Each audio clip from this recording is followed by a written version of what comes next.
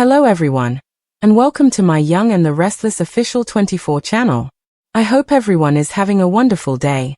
Before we begin, please hit the subscribe button and give this video a thumbs up. Claire storms out on Victor, done with Grandpa trashing Kyle. The Young and the Restless recap for Monday, August 4th, reveals that an angry Claire Newman will storm out on Victor Newman after she decides she's done with her grandpa trashing Kyle Abbott and attempting to break them up. Even though Claire is aware that Victor won't be pleased, she will insist that Kyle meet her family before Cole Howard's will be subjected to Victor's lecture because he did not publish the hit pieces about Billy Abbott. Nick Newman will warn Victor that Billy can't play both sides when it comes to their father because Victor will make it clear that he still wants Billy to be taken down in public. Chelsea Lawson will meet Lily Winters at Crimson Lights and offer her sympathy for Damian Kane. Lily will realize that Kane Ashby lied about them being stuck because there was a way to leave his estate in Nice when Chelsea mentions Kane Ashby's recent trip to Genoa City. Since the twins don't know about Kane being Aristotle Dumas yet, Lily will eventually leave them a voice memo in their group chat and push them to speak with their father. Following that, Chelsea will attend Cole's funeral alongside Adam, Claire, Kyle, Nick, Victor, Nikki Newman, and Victoria Newman. Everyone will return to the ranch following the conclusion of the service. Victor will make a toast and emphasize how Cole was eventually accepted into the Newman family. Claire will lash out knowing Victor is referring to Kyle after he mentions numerous others who have tried and failed. Claire will argue that she is not stupid and will be tired of him constantly degrading Kyle. But Victor will note that he did not mention Kyle's name. Naturally, Victor will not apologize for acting in the best interests of his family. Claire will argue that Victor no longer has the right to choose who participates in her life and will suggest that she ought to have done this weeks ago. Claire will leave Kyle shortly after she declares that she is done with Victor's attempts to end their relationship. Kane will inform Phyllis Summers that he will be temporarily staying at the GCAC in a suite. Kane will explain that he will be living on his American train when it arrives in town because he has the same train on each continent. Billy will enter the room when Kane announces that someone else will be attending the meeting. Billy and Phyllis will argue in front of Kane, who will eventually insist that he needs a team that can work together. He'll wonder if Billy can handle that after Kane talks about his plan and admits that going after Jabbo is part of it. Once he includes all of the important GC companies, Kane will also offer to include Abbott Communications in his new powerful creation. Billy will need time to consider his options, but Phyllis will make it seem as though she is completely committed right now and is more trustworthy. Billy will have the impression that Kane is either delusional or has a covert weapon because his grand plans appear to be impossible. Billy will eventually be persuaded by Kane to join them and find out. Kane lied about no cameras in the bedrooms? Kyle and Audra's private conversation was recorded. The Young and the Restless spoilers hint that Kyle Abbott and Audra Charles' private encounter may have been recorded. When Kane Ashby claimed that there were no cameras in the bedrooms, was he lying to Chance Chancellor? There has been no shortage of deception since Kane returned to the scene and revealed that he was the man behind Aristotle Dumas' empire. Kane lied for years about his double life, and in the end, he also lied about his guests being stuck without cell service. Because of this, Kane's claims cannot be trusted. Regardless of the subject, it is prudent to consider the possibility that Kane is lying. Chance seemed surprised by Kane's enormous security camera setup and the property's numerous cameras during all the chaos in Nice. Kane acted as though it was typical for his estate and insisted that there were no cameras in the bedrooms. Kane has lied about a lot of other things, so is it possible that he also lied about the lack of cameras in the bedroom? Despite the invasion of privacy, we wouldn't be surprised if Kane monitored his guests in the sleeping cars, even though he may not have wanted to appear creepy. Kyle and Audra could get into trouble if they find footage from the bedroom camera. What if there is a covert recording of Kyle making out with Audra and getting on top of her in bed while only wearing a towel? As Susan Walters Diane Jenkins Abbott previously stated, it is likely that Claire Newman, played by Haley Erin, will not approve of Kyle going to such lengths with Audra. Despite not having slept with his former lover, Kyle still broke many rules. Naturally, Kyle is putting off making a confession about how Victor Newman hired Audra for the scheme to seduce her and set a trap for her. Claire is still grieving Cole Howard, so Kyle doesn't want to give her more drama to contend with. In the event that he and Audra were caught on camera, that strategy might not work for Kyle, who might even choose to completely bury the incident. A recording like that could undoubtedly be used as leverage by Kane. Kane might threaten Kyle and even Jack Abbott to do what he wants. Kane might also offer Victor the recording in exchange for Chancellor or something else valuable. If the video cuts out before Kyle pulls back, Victor could interpret this as evidence of betrayal and use it to end Claire's relationship with Kyle. Victor could use this as evidence to get $5 million from Kyle and try to get him out of town with this. Regardless, Y&R fans are aware that the security cameras in Nice received a lot of attention. Could there actually be footage from the bedroom?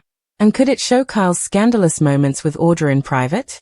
Claire Newman had endured a great deal in the past few months: grief, public scrutiny, family tensions, but nothing grated on her soul quite like the relentless condescension from Victor Newman, her grandfather. The funeral for Cole Howard had only just ended, and already Victor had turned it into another opportunity to reassert his dominance, another reminder that being a Newman wasn't a gift, it was a leash. At the reception held back at the Newman ranch, everyone gathered quietly around champagne flutes and delicate hors d'oeuvres, but the air was suffocating.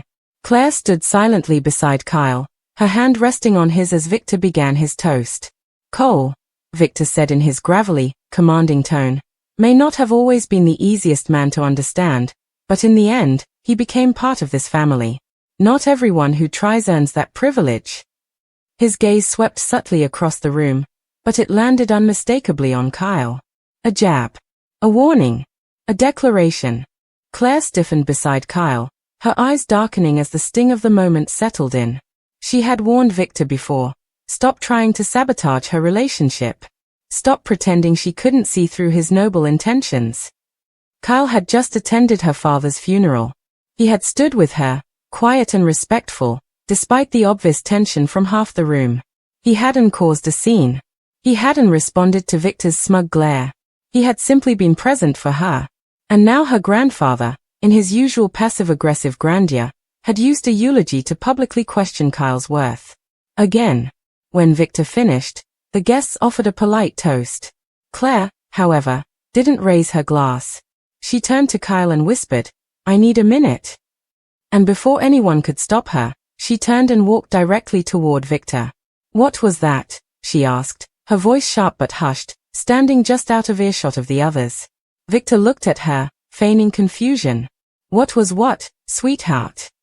"You used my father's funeral to insult my boyfriend," she snapped. "Again?" Victor's expression tightened. "I mentioned no names." "Don't insult my intelligence, Grandpa. Everyone here knew who you meant. You can't help yourself, can you? Every time Kyle so much as breathes in your presence, you act like he's a threat to national security." Victor lowered his voice. "You're young, Claire. You haven't lived long enough to see what people are truly capable of. Kyle has a past. And that past will come back to haunt you if you're not careful." Claire's eyes blazed with fury. "No. What's haunting me is you constantly reminding me that I can't make my own choices without you criticizing them. I'm done." Victor's brows furrowed. "Claire, I'm trying to protect you." "From what? From love? From someone who stood by me when my entire world fell apart? You didn't want Cole in this family either until it was too late. And now you're doing it again, trying to decide who matters and who doesn't. But this time, I won't wait until someone's gone to say what needs to be said. Stay out of my relationship." "You don't know what he's hiding," Victor said, voice low. "Maybe not. But I do know what you're doing. And I'm not standing for it anymore." Her voice rising, she turned from him and called back over her shoulder, "I should have walked away weeks ago." And with that, Claire stormed out of the ranch, her heels clicking hard against the tile floor, leaving stunned silence in her wake. Kyle found her outside, pacing the edge of the driveway, visibly shaking. "Claire," he began. "Don't," she said, cutting him off. "He humiliated you. Again. And I let it happen." "You didn't let anything happen," Kyle said gently. "Victor's going to do what Victor does. I'm used to it." "Well, I'm not. And I'm sick of pretending I don't notice when people treat you like a stain on the Newman rug." She exhaled sharply. "We deserve better than this." He pulled her into a hug, and for a moment, everything softened, but only for a moment. Meanwhile, back at the GCAC, Kane Ashby poured himself a neat bourbon and looked out the suite window. Genoa City's skyline glittered in the evening sun, and beneath it, his empire was forming. Phyllis Summers sat on the couch, arms crossed, visibly skeptical. "You're living on a train now?" she asked, her voice tinged with disbelief. "Not just a train," Kane said with a smirk. "My train. The same one I have in Europe, Africa, South America. Custom built. State of the art. It's already en route. Until then, this suite will do." Phyllis narrowed her eyes. "And what exactly are we building here, Kane? Because if this is about revenge or chaos, this is about power," Kane cut in. "And legacy. I'm tired of being underestimated. I've got plans, Phyllis. Jabot is just the beginning. I want Chancellor, Abbott Communications, even pieces of Newman if I can chip away at the edges." The door opened again, and Billy Abbott strolled in. "Wow. Ambitious. Or delusional," he muttered. "Glad to see you haven't changed." Kane grinned. "Glad to see you showed up." Tension filled the air immediately. "I'm not here to play your games," Billy warned. "Then don't," Kane replied. "Be part of the team. Or walk." "Team?" Phyllis asked. "You sure you want to use that word after the two of us nearly tore each other's lives apart?" Kane leaned against the counter. "I need people who can fight, not play nice. Jabot won't crumble with hugs and memos." Billy sighed. "You said you have leverage. Let's see it." Kane's smile widened. "All in good time. But let's just say, if Jack and Kyle knew what I knew, they'd be a lot more cooperative." "That leverage?" A set of encrypted files on his tablet, including a shocking recording from one of the bedroom-free camera zones in the nice estate. Footage that showed Kyle Abbott, shirtless, wrapped in a towel, inches from Audra Charles. The video didn't show them going all the way, but it was damning enough. Kyle touching her cheek. Audra pulling him close. A kiss. Kane hadn't lied to everyone, just to the guests. No cameras in the bedrooms, he had said, but the hallway angles told another story. He wasn't going to release it, not yet. But he would use it. Elsewhere, Chelsea Lawson met Lily at Crimson Lights. "I heard Kane's back," Chelsea offered. Lily blinked. "From who?" "He came by my office," Chelsea explained. "Said something about settling in Genoa City again. I mentioned the estate in Nice, and he told me there was always a way out, that he kept a vehicle on standby at all times." Lily's face paled. "But he told me we were trapped, that no one could leave." Chelsea's eyes widened. "He lied." Lily nodded slowly, realization dawning. "Yes. And that means there's more he's not telling me. The twins, they deserve to know." Later that night, Lily sent a voice memo to the twins in their group chat, gently encouraging them to speak with their father soon. She didn't say why, yet. And while Lily unraveled one lie, Claire stood on the brink of discovering another. That night, Kyle couldn't sleep. The guilt was crushing. His moment of weakness with Audra had never been physical beyond a kiss, but the intimacy had been real. And now, with Claire's fury at Victor erupting in his defense, Kyle knew the weight of the secret would grow unbearable. He considered telling her everything. But how? Her grief over Cole was still raw, her anger at her family barely contained. Could she survive another betrayal? Then there was Audra still lingering in Genoa City's shadows. She hadn't contacted Kyle since the night at the estate, but he knew better than to assume silence meant surrender. She was likely waiting, watching. And if she knew Kane had footage, she'd use it too. In the shadows, Kane smiled as he played the recording again. He wouldn't go public, not yet. But he had sent one still image to Victor anonymously, Kyle. In a towel. Inches from Audra. A single line beneath the photo. "How well do you really know the man dating your granddaughter?" At the ranch, Victor opened the envelope in his study. No sender. Just the image and that line. He stared at it for a long time, anger building behind his eyes. So Claire wanted independence? Fine. But she would learn that freedom came at a price. And if Kyle thought he could walk into his family, lie to Claire, and play the innocent victim, he had another thing coming. Victor poured himself a drink, called his private investigator, and uttered 4 words: dig deeper. Find everything. Back at the GCAC, Phyllis found herself once again caught between chaos and ambition. Kane's plans were grand, but her instincts were screaming. She cornered Billy after the meeting. Do you believe him? She asked. About the cameras, the companies, the train. Billy exhaled. I don't know. But I know one thing, if Kane's bluffing, he's damn good at it. And if he's not, Genoa City's in trouble. And in the middle of it all, Claire stood alone in her new apartment with Kyle, watching the city glow beneath them. She had no idea what was coming next. But for once, she had drawn a line. No more silence. No more surrender. Her grandfather could rant, scheme, manipulate, but she was done. Kyle kissed her forehead gently. You did the right thing, he whispered. Claire nodded slowly. I just hope it was enough. But as secrets brewed, footage threatened to surface, and Victor plotted a silent takedown. One thing was certain. In Genoa City, love was never just love, it was a power play, and war was always waiting just beneath the surface. The silence in Claire and Kyle's penthouse was deceptive, soft jazz playing in the background, city lights flickering through the glass, and the scent of lemon tea steeping in the kitchen. But beneath that serenity, everything trembled. Claire had spent the entire night playing the conversation with Victor over and over again in her mind. She hadn't looked back once after storming out, but now the weight of it was settling on her shoulders. Her family had always operated in murky waters, backdoor deals, half-truths, and emotional manipulation masked as protection. But for the first time, she had broken the cycle.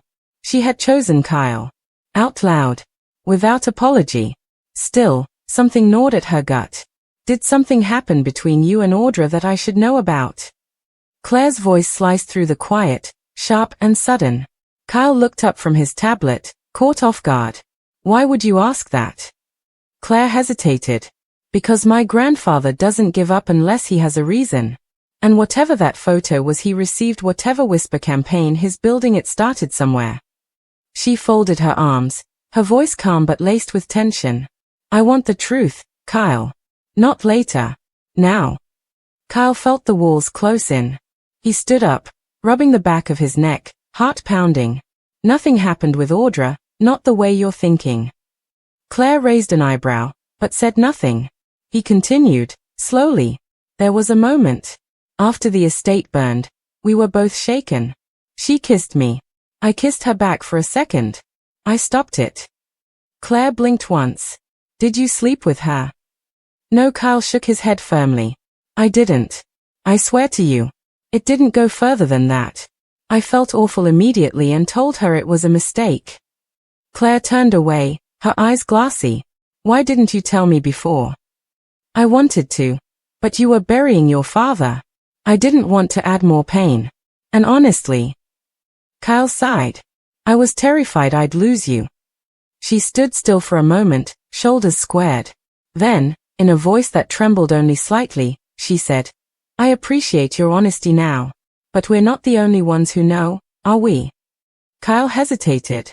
Victor has something, Claire continued. He sent it to me anonymously. A still image. You. Towel. Audra. I wanted to believe it was fake. That it was manipulated. But now I know it's real.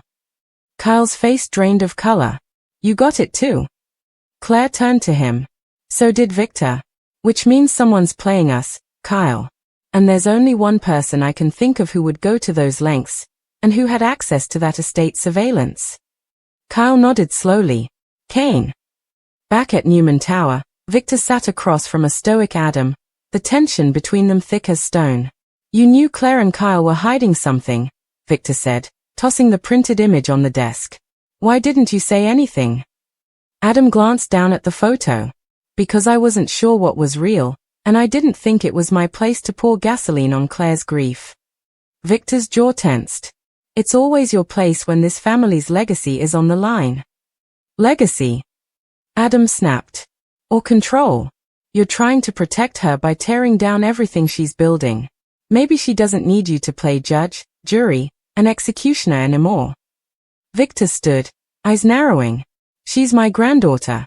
I'll do whatever I have to in order to protect her from making the same mistakes your generation did. Kyle Abbott is not one of us. He never will be. But she loves him, Adam said, more gently. And you can't protect her from pain by being the one who causes it. Victor didn't respond. He simply picked up the phone. Get me Kane Ashby. At the GCAC, Kane was ready. When the call came in, he didn't act surprised. Victor, he answered coolly. How nice to hear from you. I assume you got the gift. What do you want for the original footage? Victor asked bluntly. Kane smirked. Straight to business. I like that. I want Chancellor Winters to give me 51% voting control. And I want exclusive publishing rights to Abbott Communications' next 3 investigative specials. You give me that, I give you the full video. Victor didn't respond immediately. Then, you're playing a dangerous game, Kane. I learned from the best, Kane replied. As Kane hung up, he poured himself another drink and smiled. Everyone had secrets. He just had the keys to unlock them now.